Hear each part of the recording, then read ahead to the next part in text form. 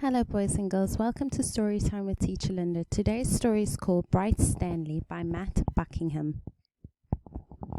Far below the waves, a little fish called Stanley lived with his shoal.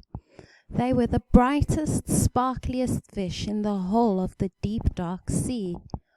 One morning, Stanley woke up rather late. "Cooey, it's me," he called to his friends, but the reef seemed strangely quiet. Suddenly, Stanley remembered that today was the day when the shoal swam to cooler waters for the summer. "Jumping jellyfish!" he groaned. He hurried to the meeting point as fast as his fins could carry him, but there was no one there. As he looked around, he saw a bright light. "Aha! They haven't got far," he said, and he raced towards it. But it was only a lobster counting coins. "Go away! Don't touch my treasure!" the lobster growled, snapping his claws. "I'm just looking for my friends," said Stanley. "Fish," the lobster grumbled. "Those others were in such a hurry to find someone they upset my coins." "Others?"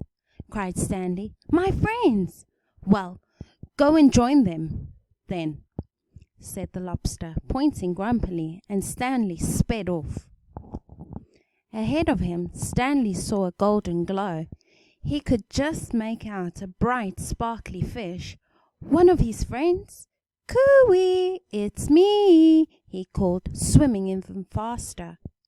Clonk! Stanley crashed head first into something very hard. "Jumping jellyfish!" he cried. It wasn't one of his friends at all, but his own reflection in a shiny pearl. Stanley rubbed his bumped nose, feeling a little dazed. He didn't notice a dark shape coming up behind him. When he turned round, Stanley found himself staring straight into the mouth of a huge shark. "Ugh!"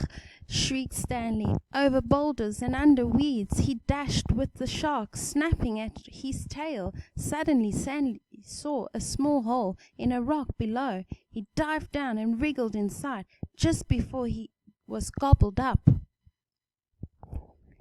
Deep inside the cave, Stanley shivered and shook. He felt very sad and very lonely. He was beginning to think he'd never see his friends again.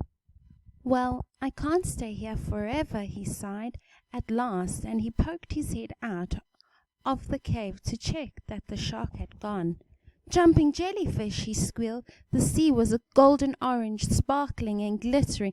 It was the most wonderful sight he had ever seen, because there, in front of him, was his shoal. "Cooey, it's me," he called. "Stanley!" his friend shouted. "Where have you been? We've been looking for you everywhere."